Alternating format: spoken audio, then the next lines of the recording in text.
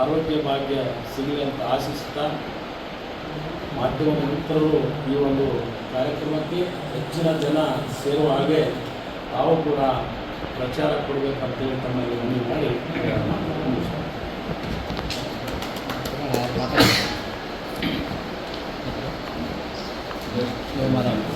ಮಾತಾಡ್ತೀರಾ?